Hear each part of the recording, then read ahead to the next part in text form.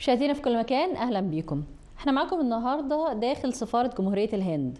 لقائنا اليوم مع سعادة السفير سوري شريدي، سفير جمهورية الهند لدى جمهورية مصر العربية، عن أبرز المحطات الدبلوماسية الخاصة بسعادة السفير، وأيضا عن عادات وتقاليد الشعب الهندي هيكون هذا اللقاء، فابقوا معنا وتابعونا.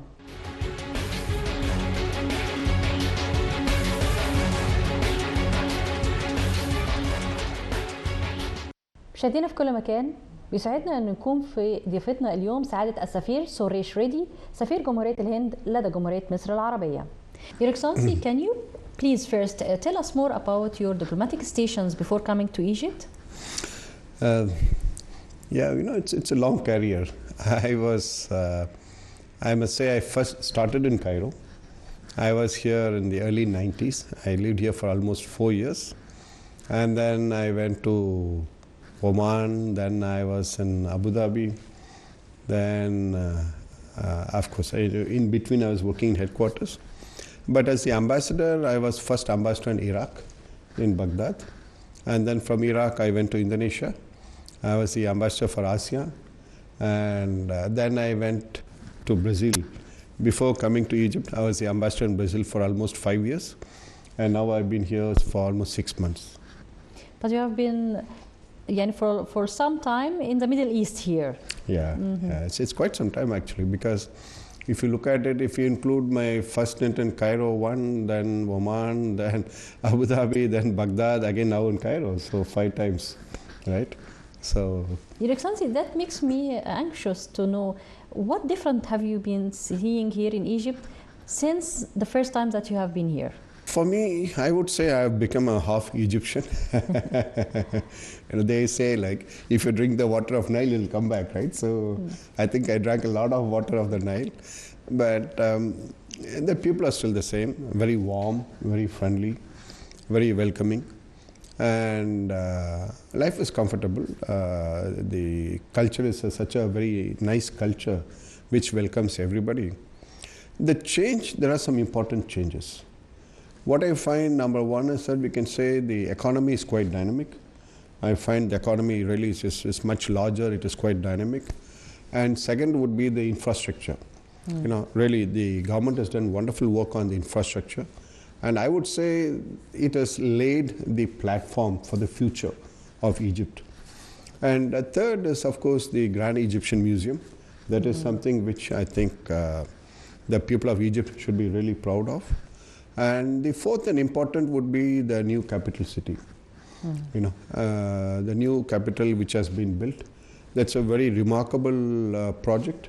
And I would say it is really a capital of the future. And I think it is really going to be a capital which a large country such as Egypt deserves. It's a very modern capital. And I believe every Egyptian should be proud of that capital. Your Excellency, now we'll go back to talk about India. So I would like to know from Your Excellency some information about the geographic nature of India and the mineral resources that distinguish India as a country. They do say India is a continent, right? It is large. And its population is it's about 1.4 billion, which is 14 times the size of Egypt. So you can visualize the large population. And being a continent, it has everything. It has the Himalayas on the top, the mountains, and then to the left we have the desert, like in Egypt. And then to the right we have the rich, the forest. We have a lot of very rich, fertile forests there in India. And then we have in the south, it is surrounded by the oceans. We have the Indian Ocean, we have the Bay of Bengal, we have the Arabian Sea. And then we are blessed with those 2 beautiful island chains. On the right side we have the Andaman and Nicobar Islands. On the left side we have the Lakshadweep Islands. Both are truly beautiful, and I would like to invite all my Egyptian friends and everybody is seeing on the screen to come and visit those 2 islands. They are really some of the most beautiful islands in this planet, I would say. But within the country itself, we have again different geographic zones, because we have the big Ganges River, we have the Brahmaputra River, we have so many rivers in India. And so India is mainly, it's an agricultural country. It is globally one of the largest agricultural producers in the world. And it has got something of for everybody, is what I would say, really. It's like it has a great diverse, but how does this diverse impact the industry in India? What distinguishes the Indian industry? When we talk of diversity, I would talk of two things. One, the people. Being a continent, again, it's really a diversity. It's diverse civilizations. And so people speak different languages, they have different customs, they have different traditions. But on the economic front, today when we talk of India, we are actually talking of multiple economic centers. Like if you look at, I'll give you an example of the automotive industry. Yesterday I was mentioning to somebody, in the north, like near Delhi, we have about, I think, 4 big automotive factories are there, including. And then if you come down south on the left and the west, you have Pune, which is a major automotive center by itself. It has big factories for automotive industry.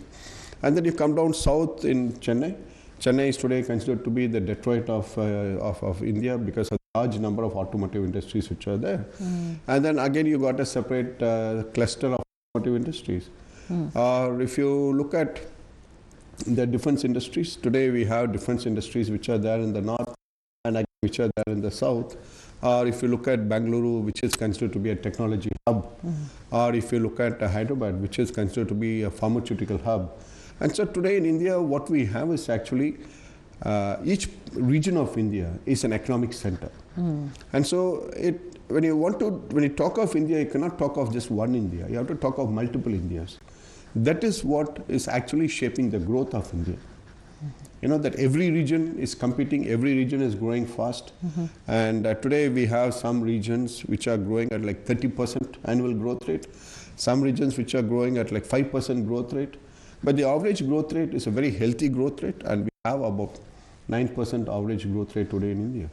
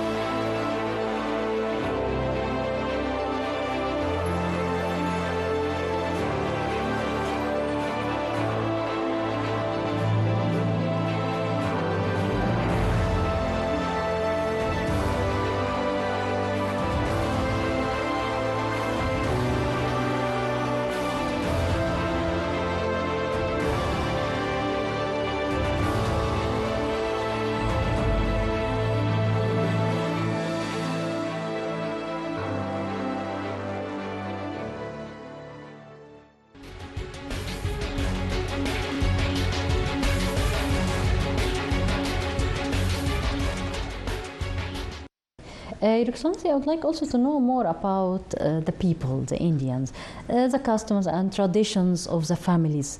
Can you please tell us more about it?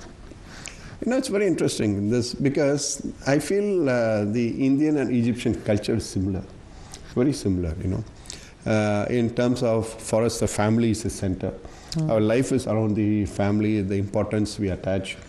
to the family, to the children, to the elders in the family.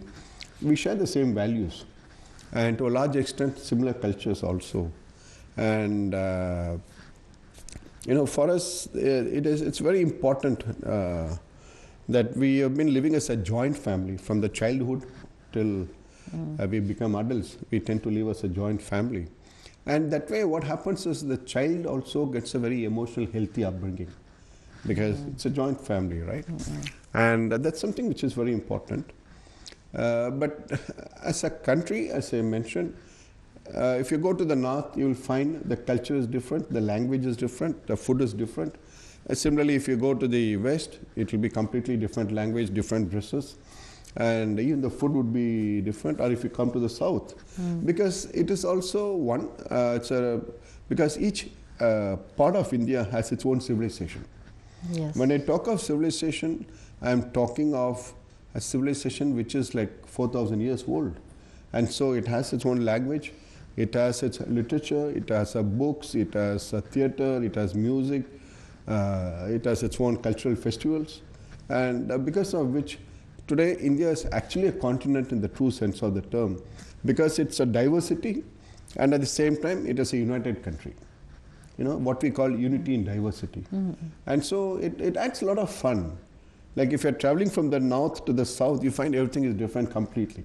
So it is completely a new experience. Similarly, you go from east to the west, it is again completely a new experience. Whether you're a foreigner or an Indian, the experience is still new. And so it is a lot of fun for people when they travel in India. Every day they wake up, they get used to a different culture, a different tradition, a different language, and in the food. How many languages are there in India? It's a good question. I think in the constitution we have about 18 languages officially recognized, and but in reality, we have about 5,000 dialects and languages in India. Yeah, that's it's a large number of languages, But as Your Excellency just said, it's a big diverse, but they are all having a common thing, which is the respect of the family and being in a family, bonding of the family. It's something everywhere in India. That's true. It's a rule everywhere in India. Yeah. Your Excellency, I would like also to ask about the role of women in India. So can you please talk about this role of women in India? Although we have role models of the achievements that the women already have done in India, but we'd like to hear more about it. For us, we have always not just given a special status for women, but we have really admired the success. We have admired the leadership, and we have admired the role they play in the society, in the family. Like for example, today I would say if we can divide it into some different fields, okay? First is in the political field. We have women politicians who have been very successful leaders. We have had prime ministers, we have had generals in the army. Today we have women pilots, and of course we have women represented in the parliament, in the Congress, everywhere. But if you look at in the field of science, I mean, today like our space program, many of the teams are led by the women. Today when you're going to the moon, our ships are going to the moon, and the teams are all women scientists. And that is a beauty, that they are the leaders in taking us to the moon. Can you imagine? That we are blessed to have such a highly qualified, talented set of people. And similarly, when you look at in the sports, our women are doing very well. Whether you're talking of in boxing, or you're talking of in archery, or you're talking of in cricket, which is our national game, really speaking. And so the women teams are doing very well in different fields. But at the private sector, in the industry, they are becoming, we have women leaders who are leading the banks, who are leading large industries, and they're really making a very significant difference to the working atmosphere. Their contribution is something to be really commended and appreciated for not only the economic growth, but overall in terms of helping the society to grow as a whole. That's great to hear about. Your Excellency, what kind of handcrafts that distinguish the Indian society? Handicrafts. India is considered to be the home of handicrafts. You know, these are handicrafts which are each region has got a different handicraft, and it is shaped by the local geographic conditions in terms of what is available locally. And it could include paintings, it could include dolls, it could include, of course, clothes also. You know, a lot of like this is a very traditional Indian jacket. You know what I'm wearing today, and it's something very rich because it reflects the spirit, it reflects the local culture and the civilization of that region. So the handicrafts are quite rich, actually. Your Excellency, India is one of the most desirable tourist destination in the whole world, from the whole world. So I would like to know from Your Excellency about the main tourist destinations, the most popular one in India. Can you talk about some of them for us? It's true. I mean, what you said is very true because today, when I say India is a continent, so today Indians are traveling within India itself to discover India. And so last year we had more than 69 million Indians traveling within India, and we had more than 30 million Indians traveling out of India. And I want to see more of them come to Egypt also. But India being such an attractive destination today, that today we have millions of people who are traveling to India. And the popular destinations, of course, number one would be Taj Mahal. Everybody wants to see Taj Mahal Taban, right? Everybody. So, and then along with the Taj Mahal, then we have the Jaipur, Udaipur, you know, what we call the Golden Triangle. You land in Delhi, then from Delhi you go to Agra, from Agra you go to Udaipur, Jaipur, to see them in Rajasthan. And that is the famous triangle in India. And then we have in Kerala, which is very famous for Ayurveda, for the resorts, for health, regeneration. Kerala is a very, very popular tourist destination. And then we also have Goa. Goa is famous for its beaches and for its lifestyle. And a lot of tourists, they love to go to Goa for the Christmas, for New Year, to really celebrate the special occasions there. And then I already mentioned about the Lakshadweep Islands and also the Andaman and Nicobar Islands, which are very famous as scuba destinations, where people go for water sports and diving and really this. And then of course you have the Himalayas, where people go for the trekking, people go for mountaineering, the high altitude climbing. So I mean, India's got something to give for everybody, really. معالم الهند. من أبرز هذه المعالم تاج محل. يعتبر هذا المعلم الأكثر شهرة بين معالم الهند التاريخية، عبارة عن ضريح فخم البناء والعمارة يقع في مدينة أكرا في أوطار في برادش الهندية. شيد على يد الإمبراطوري المغولي الشاه جهان، وذلك ليكون بمثابة ضريح يحتضن رفاة زوجته، ويشير هذا البناء العريق إلى مدى عشقه لها. منارة قطب. يتموضع هذا المعلم التاريخي بالقرب من العاصمة الهندية نيو ديلي، ويمتاز بوجود أطول منارة على مستوى البلاد والثانية على مستوى العالم الإسلامي فيه، وهو أحد المعالم المدرجة في قائمة التراث العالمي. الصرح الوطني الأكبر على مستوى البلاد يتوسط العاصمة نيو ديلي، ويعود تصميمه إلى ويليام لوتينيس، وهو شكل من أشكال أقواس النصر، وجاء سبب تشييده تقليدا لذكرى استشهاد 90,000 جندي هندي في الحرب العالمية الأولى، إضافة إلى الحرب الأفغانية فداء للإمبراطورية الهندية، ويبلغ ارتفاعه ما يقارب 42 مترا.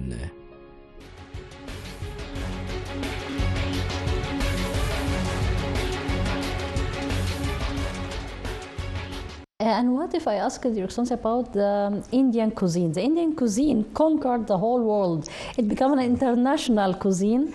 So what's the secret in it, Your Excellency? I think just a taste. It tastes so good, right? When you eat a biryani, it is so nice. I mean, everybody enjoys the herbs, biryani, I think, right? And the spices. But that is true. I mean, coming to that. But the taste and the aroma, it comes because of the spices which we use. The spices is what makes India special. In the ancient days, if you remember, they were trying to discover India. And in the process, Christopher Columbus, he discovered the US. And basically they were trying to discover India because of the spice trade. They wanted the spices from India.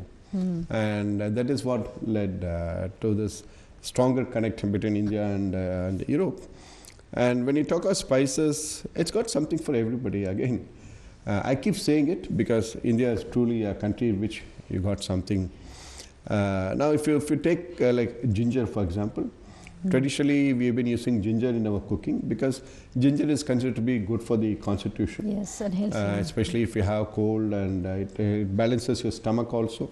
If you have any acidity problem or any problem in your stomach, ginger is very helpful. If you can add some ginger to some tea or something, it makes a big difference. You can add it to your food. Or if you look at cardamom, cardamom adds a lot of flavor to the taste. Or if you look at cinnamon, cinnamon is supposed to be regulating your blood sugar. It is supposed to be helping your blood flow. Or if you look at what we call methi, if you look at tulsi. Tulsi is a herb which we use. It's which is supposed to be very good for your lungs, which we use in our tea, and in the morning we use it.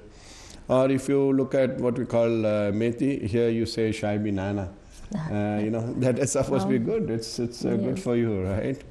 But when you look at the cuisine in India, it's because of this mixture of the herbs, how you use different herbs and play around with them, the spices, whether you talk of the pepper, as I mentioned, pepper, cardamom, whatever, there's so many curcumin, there's so many different spices in India.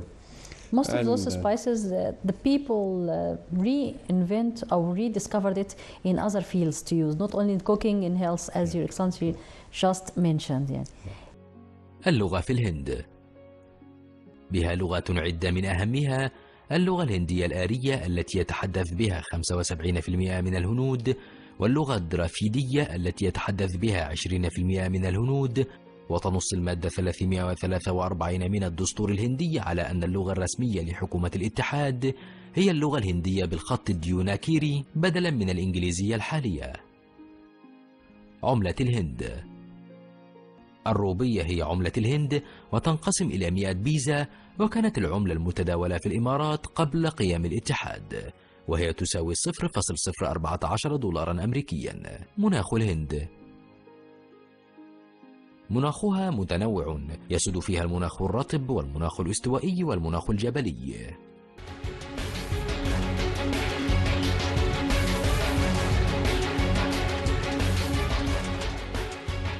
Your Excellency, thank you so much for this time, and please allow us to have another interview to talk about the relations between Egypt and India, but in another episode. Thank you so much.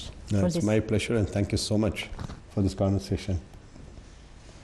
مشاهدينا في كل مكان، وبكده انتهى لقائنا مع سعادة السفير سارة أشريدي، سفير جمهورية الهند لدى جمهورية مصر العربية، على وعد بلقاء آخر نتحدث فيه عن تاريخ العلاقات بين الدولتين. إلى هذا اللقاء، شكرا لكم واستودعكم الله.